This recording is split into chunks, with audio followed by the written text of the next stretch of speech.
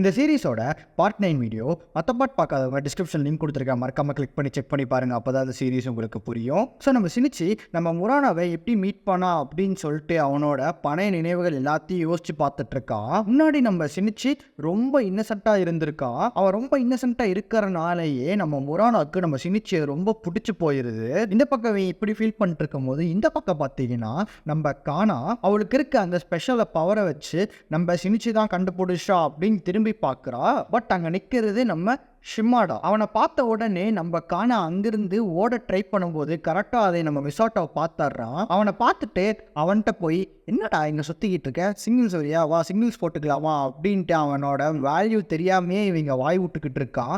அப்போ நம்ம காணா டே வேணாண்டா சொன்னா கேள்றா, இங்கேருந்து போயிடலாண்டா வாடா அப்படின்னு சொல்லும் போது இங்கே பார், இது எனக்கும் அவனுக்கும் நடுவில் நடக்கிற பிரச்சனை, நீ இதில் தலையிடாது அப்படின்னு சொல்லிட்டு 2 பேர் சிங்கிள்ஸ் போடுறதுக்காக பப்ளிக் பாத்ரூம்குள்ளே போகிறானுங்க. நம்ம மிசாட்டோ அங்கே போயிட்டு திரும்பி டைலாக் பேசுறதுக்குள்ளே நம்ம ஷிமாடா அவனை புரட்டி போட்டு ஏதோ இந்த தடவை உன்னை பாவம் பரிதாபம் பார்த்து முளைச்சி போன்னு விட்டுற, இன்னொரு தடவை நீ என்னோட எதிரில் நீ வந்தன்னு வச்சுக்கோ, உன்னை பார்த்த இடத்துல குழி தோண்டி புதைச்சிருவேன் அப்படின்னு சொல்லிட்டு அவனை மிரட்டிட்டு அங்கேருந்து போகிறான். ஸோ இவங்க 2 பேர் பாத்ரூம்குள்ளே போனதும் அதுக்கப்புறம் இவன் மட்டும் வெளியே வருது. இது எல்லாத்தையுமே நம்ம யூகோ பார்த்துக்கிட்டு இருக்கா. ஸோ நம்ம சினிச்சி இங்கே நின்று ஃபீல் பண்ணிட்டு இருக்கிறத நம்ம ஷிமாடா பார்த்துட்றான். அவன் பேரசைட் என்ன ரொம்ப வீக்கான சிக்னலாக காட்டுது, ஒருவேளை தூங்கிருச்சோ, சரி ஓகே என்னோட ரொம்ப பவர்ஃபுல்லான சிக்னலை கொடுக்குறான், அவனுக்கு தெரியுதா இல்லையா பார்க்கலாம் அப்படின்னு சொல்லிட்டு அவனோட பவர்ஃபுல்லான சிக்னலை கொடுக்குறான். அவனை தவிர்த்து அவன் சுற்றி இருக்கிற எல்லா மிருகங்கள், அதாவது பறவைகள் எல்லாமே அந்த மரத்தை விட்டு பறந்துடுது. ஆனால் நம்ம சினிச்சி எந்த ஒரு ஃபீலுமே இல்லாமல் திருப்பி கிளாஸ் ரூம்குள்ளே போயிடுறான். ஸோ அப்படியே கட் பண்ணிங்கன்னா அன்றைக்கி நைட்டு நம்ம சினிச்சி வீட்டில் அவங்க போலீஸ்காரங்க எல்லாருமே சேர்ந்து இன்வெஸ்டிகேஷன் பண்ணிக்கிட்டு இருக்காங்க. இசுமி உங்களோட ஃபீலிங் எங்களுக்கு நல்லாவே புரியுது, ஆனால் இந்த தடவை நாங்கள் ஸ்கெட்சை வந்துட்டு நல்லா ட்ராப் பண்ணியிருக்கோம், உங்கள் ஒய்ஃபை கொண்டது இந்த ஜந்து தானா பாருங்கள் அப்படின்னு சொல்லிட்டு ஒரு ஸ்கெட்சை காட்டுறாரு. அவங்க அப்பா ரொம்ப ஃபீல் பண்ணி ஆமாம் இதுதான் அப்படின்னு சொல்லிட்டு சொல்கிறாரு. ஸோ இவங்க இந்த பக்கம் பேசிகிட்டு இருக்கும்போது கரெக்டாக நம்ம சினிச்சி வீட்டுக்கு வந்துடுறான். அந்த கேஸை இன்வெஸ்டிகேட் பண்ணுறவர் உங்கள் ஒய்ஃபுக்கு நடந்த மாதிரி ஊருக்குள்ளே நிறைய பேர்த்துக்கு நடக்குது, அந்த ஜந்துவை நாங்கள் கண்டுபிடிக்கிற, அந்த ஜந்துவை நாங்கள் அழிக்கிறோம், இந்த அநியாயத்தை நம்ம தட்டி கேட்குறது, அநியாயத்தை நம்ம தீக்கிறோம் அப்படின்னு சொல்லிட்டு அவர்கிட்ட வாக்கு கொடுத்துட்டு ஸோ இதை பற்றின விஷயத்த நீங்கள் பப்ளிக்கில் யாருக்கிட்டையும் உங்கள் க்ளோஸாக இருக்கிற யாருக்கிட்டையும் ஷேர் பண்ணாதீங்க, இன்வெஸ்டிகேஷன் முடிகிற வரைக்கும் அப்படின்னு சொல்லிட்டு போயிடுறாரு. பட் அவங்க அப்பாவால் சினிச்சிக்கிட்ட உண்மையை மறைக்காமல் இருக்க முடியல. ஸோ அதனால் அவங்க எல்லாருமே போன உடனே சினிச்சியை வந்துட்டு அவங்க அப்பா கிட்ட, அப்பா என்னப்பா அவங்க ஃப்ரெண்ட்ஸ் எல்லாம் போயிட்டாங்களா, சினிச்சி இங்கே உட்காருப்பா, அப்பா உன்கிட்ட ரொம்ப ரொம்ப முக்கியமான விஷயம் சொல்லணும், அதை நினச்சி நீ எப்படி ஃபீல் பண்ணுவோன்னு எனக்கு தெரில, ஆனால் என்னால் மறைக்க முடியல, உங்கள் அம்மா செத்துட்டாங்கடா. பட் இந்த உண்மை எல்லாத்துக்குமே தெரியும், உங்களுக்கு, எனக்கு, சினிச்சிக்கு, சினிச்சியோட அப்பாவுக்கு. ஸோ ஒரு பக்கம் சினிச்சி அவங்க அப்பா அவன்கிட்ட எல்லா உண்மையுமே சொல்லிட்டாரு அப்படின்னு சொல்லிட்டு சந்தோஷப்படுறான். ஆனால் இன்னொரு பக்கம் தன்னோட மீகி மாதிரி இருக்கிற ஒரு கிரியேச்சர் தான் அடிச்சுது, அதையே எதிர்த்து நாங்கள் போராடிட்டு இருக்கோம் அப்படின்ற உண்மையை அவனால் சொல்ல முடியாத கட்டாயத்தில் இருக்கான். ஸோ அப்படியே இந்த பக்கம் பார்த்தீங்கன்னா நம்ம யூகோவோட வீட்டில் அவங்க அண்ணா வந்துட்டு ஒரு டிடெக்டிவ், இந்த பேராசைட்டை வந்தது அவங்க அண்ணா தான். அந்த இமேஜை பார்த்துட்டு நம்ம யூகோ இது என்னது இது அப்படின்னு சொல்லிட்டு கேட்குறா.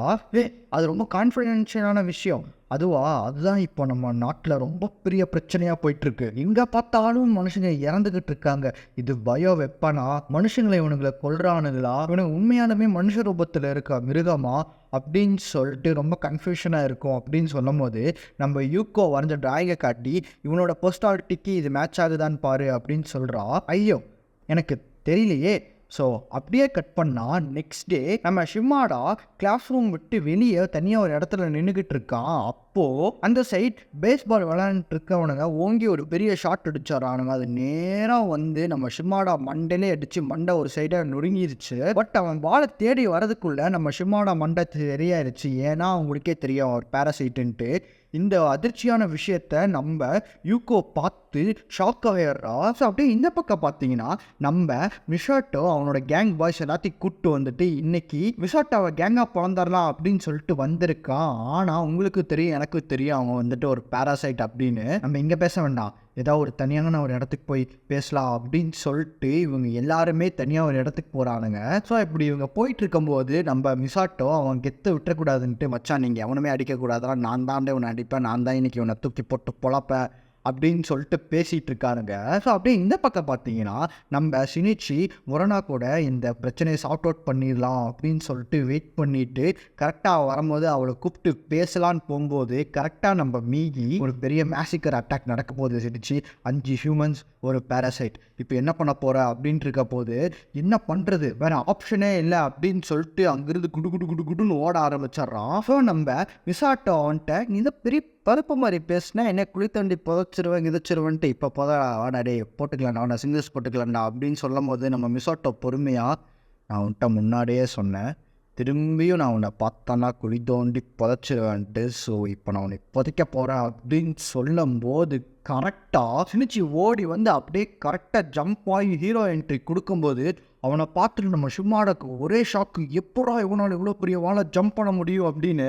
ஷிமாடா இது உனக்கு தேவையில்லாத வேலை, உனக்கு ஆல்ரெடி சொல்லியிருக்கேன், இந்த மாதிரி எதாவது பண்ணினா உனக்கு தூக்கி போட்டு மிதிச்சிருவேன்னு. டே நீ ஏன்டா எப்போ போய் என்னையவே ப்ளேம் பண்ணிகிட்டு இருக்க? ஆக்சுவலாக இது கலப்படி டே நான் விக்டீம்டா, அவனுக்கு தான்டா வில்லனுங்க, அவனுக்கு தான் என்னை அடிக்க கூப்பிட்டு வந்திருக்கானுங்க ஆளை, நானே எதுவுமே பண்ணலப்பா, நான் இங்கேருந்து கிளம்புற ஆளை விடு அப்படின்னு சொல்லிட்டு அவன் கிளம்பிடுறான். ஸோ அவன் கிளம்பினோட நம்ம சினிச்சு இந்த கேங்கு கிட்ட, டே இங்கே பாரு அவன் தேவையில்லாமல் அவன் கூட வந்து சண்டையை வலிக்காதீங்க, அவன் ரொம்ப கொடூரமான ஆள், எல்லா டைமும் நான் வந்து உங்களை காப்பாற்றிட்டு இருக்க மாட்டேன் அப்படின்னு சொல்லிட்டு நம்ம மிசாட்டோக்கு பின்னாடி இருக்கிறவனை நீ தானே இந்த கேங் லீட்ரு, ஸோ இங்கேருந்து ஒரு கேங்கை கூப்பிட்டுட்டு கிளம்பு அப்படின்னு சொன்ன உடனே நம்ம மிசாட்டோக்கு ஒரே ஷாக்கு, எப்படா இவனை மீட் பண்ணது என்ன, இவன் தான் கேங் லீடர், இவனுக்கு எப்படி தெரியும் அப்படின்னு சொல்லிட்டு கன்ஃபியூஷனாக இருக்கா. அப்போ அவங்க கேங் லீடர் நேராக சினிச்சுக்கிட்ட நடந்து வந்து நீ என்ன அவ்வளோ பெரிய அப்பா டக்கரா அப்படின்னு சொல்லிட்டு கரெக்டாக கையோங்கி அவனை அட்டிக்கலான்னு போகும்போது சினிச்சு டக்குன்னு பிடிச்சிட்றான். இவனுக்கு வாயாலாம் சொன்னாலாம் பத்தாது அப்படின்னு சொல்லிட்டு அவன் கைக்கு லைட்டாக ஒரு வலியை கொடுத்துட்டு கிளம்புங்கடா எல்லாரும் அப்படின்னு சொல்லிட்டு அவங்க எல்லாத்தையும் கிளப்பிடுறான். அப்படியே இந்த பக்கம் நம்ம முரானோ சினிச்சிக்காக வெயிட் பண்ணிட்டு இருக்கா. இப்போ சினிச்சி கரெக்டாக வந்த உடனே நீ முன்ன மாதிரி என்ன, நீ ரொம்ப மாறிட்ட, நீ ரொம்ப கூல்கேன்னு நினச்ச, ஆனால் நாய் செத்ததுக்கு அதை எடுத்துகிட்டு போய் டஸ்ட்பினில் போடுற, ஒரு ஈவரக்கு இல்லாத ஒரு ஜீவனாக மாறிட்டு இருக்க, நீ வேற சினிச்சி, நீ என்னோட சினிச்சியே கிடையாது அப்படி இப்படின்னு அவள் பேசிக்கிட்டே இருக்கா. நம்ம சினிச்சியும் அவளை கன்வின்ஸ் பண்ணுறதுக்காக ரொம்ப பொறுமையாக பேசிகிட்டு இருக்கா. இங்கே பாரு அந்த நாய்க்கு போத்தொட்டியில் போட்டது வந்துட்டு சும்மா உன்னை வந்துட்டு டென்ஷன் பண்ணுறதுக்காக தான், மற்றபடி எந்த ஒரு இன்டென்ஷனும் கிடையாது, நான் பழைய சினிச்சி தான், என்னை நம்பு, நான் பழைய சினிச்சி தான் அப்படின்னு இவனும் ரொம்ப பொறுமையாக கன்வின்ஸ் பண்ணிட்டுருக்கான். ஆனால் அவள் புலம்புறது நிறுத்தவே இல்லை. ஸோ செம்ம டென்ஷன் ஆகி, டே ஆமாண்டி நான் மாறிட்டேன்டி இப்போ என்ன பண்ணுறது. ஸோ ஆஸ் அ ஹியூமன்ஸாகவே நம்மக்கிட்ட யாராவது புலம்புனா ஓகே, அதுவே ரிப்பீட்டடாக பண்ணிகிட்டே இருந்தால் ஒரு கட்டத்துக்கு அப்புறம் நம்மளே வந்துட்டு டென்ஷன் ஆயிடுவோம். ஸோ அதே தான் நம்ம சினிச்சும் டென்ஷன் ஆகிருக்கான். அவள் ஃபீல் பண்ணிட்டு நான் இங்கேருந்து போகிறேன், நீ வேறு யாரோ அப்படின்னு சொல்லிட்டு அங்கேருந்து ஓடிடுறா. ஸோ அப்படியே கட் பண்ணிங்கன்னா இந்த பக்கம் நம்ம யூகி ஷிமாடாவை ஃபாலோ பண்ணிகிட்டே போகிறான். அவன் கரெக்டாக ஒரு இடத்துக்கு போய் ட்ரெஸ்ஸெல்லாம் சேஞ்ச் பண்ணிட்டு திருப்பி ஒரு முட்டு சந்துக்கு வந்து அவன் எப்படி ட்ரெஸ்ஸை சேஞ்ச் பண்ணானோ அதே மாதிரி அவன் ஃபேஸை சேஞ்ச் பண்ணிடுறான். இதை பார்த்துட்டு நம்ம யூகோக்கு தூக்கி போட்டுருச்சு. எட்டாடி இம்பாசிபிள் அப்படின்னு சொல்லிட்டு அந்த ஷாக்கோடையே நேராக வீட்டுக்கு போகிறான். வீட்டுக்கு போயிட்டு அவங்க அண்ணா கிட்ட அவனுங்க மிருகமாக இருந்து மனுஷனா கூடி மாறுவாங்களா அப்படின்னு கேட்டுட்டு இருக்கா.